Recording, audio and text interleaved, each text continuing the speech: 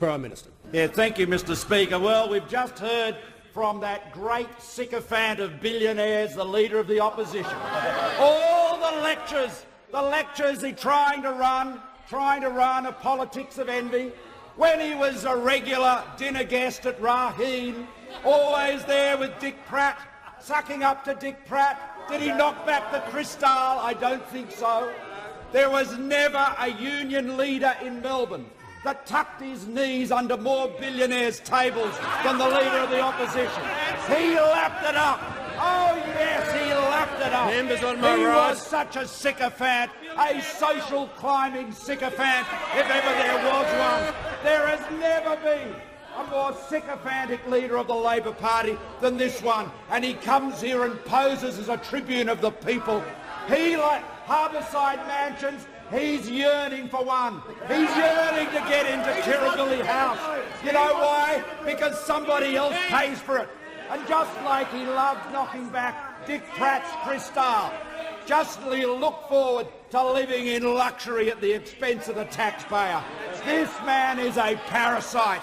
He has no respect for the taxpayer. He has no respect for the taxpayer any more than he has respect for the members of the Australian Workers' Union. He betrayed again and again. He sold them out. He sold them out. Some of the lowest paid workers in Australia, cleaners working at Clean Event, he sold out their penalty rates, and what did they get? They got nothing. But what did the union get? Cash money, payments. He sold them out in return for a payment to the union. That's what he did when he was their representative. And what does he do now? What does he do now as Leader of the Opposition? He is selling out the jobs of Australian workers.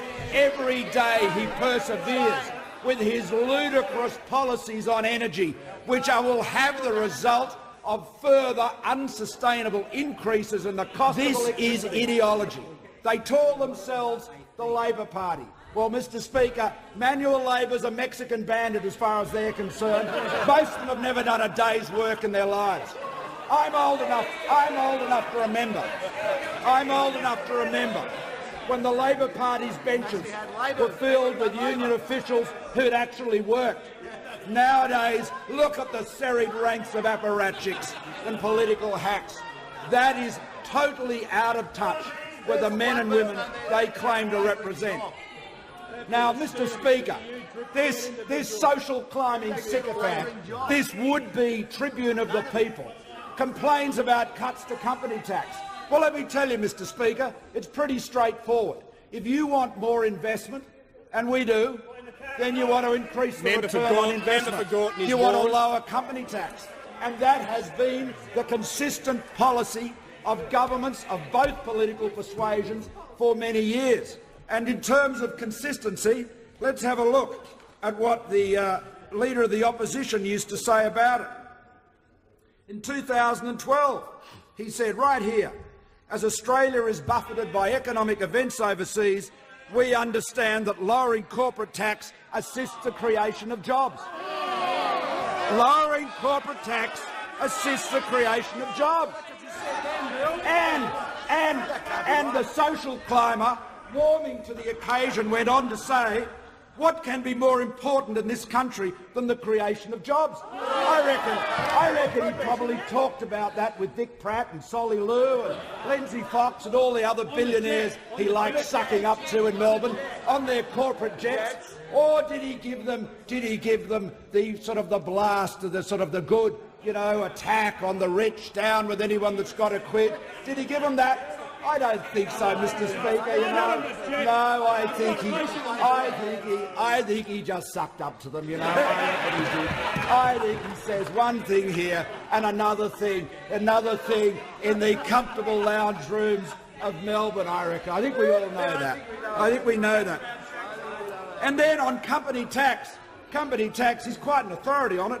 The year before, he said cutting the company income tax rate increases domestic productivity and domestic investment. More capital means higher productivity and economic growth, and leads to more jobs and higher wages.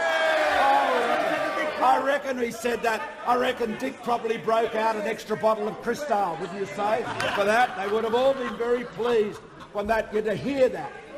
They'd say, you know, he's not like some of those other Labor people. He's really one of us. He's really on side. He's really on side. But now, of course, he's a wholly owned subsidiary of some very left-wing unions, and he has shifted, and he will say whatever suits his purpose from day to day. No consistency, no integrity. This sycophant, this simpering sycophant, blowing hard in the House of Representatives, sucking hard in the living rooms of Melbourne. What a hypocrite. And you know, Mr. Speaker, it's more like 4 out of 5 every Australians are employed in the private sector. And they are the businesses, large and small, that need to invest, and the more they invest, the more they employ. It's pretty simple. He was right then. He was right in 2011 and 2012, but now the sycophant is wrong. This sucker-up in Melbourne, billionaire's friend to then, but now the great radical tribune, the great radical advocate of the people. Give me a break, Mr. Speaker. This bloke has no consistency, no integrity. He cannot be believed. He says he's against 457 visas. Well, he knows more about 457 visas than anyone. He is the Olympic champion. He expanded the categories dramatically. He opened wide the door as the same, following on his triumph of selling out the workers at Clean Event, selling out the members of his own union in return for a backhander paid to the union.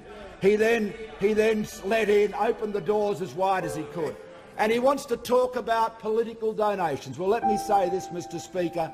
Just remember this.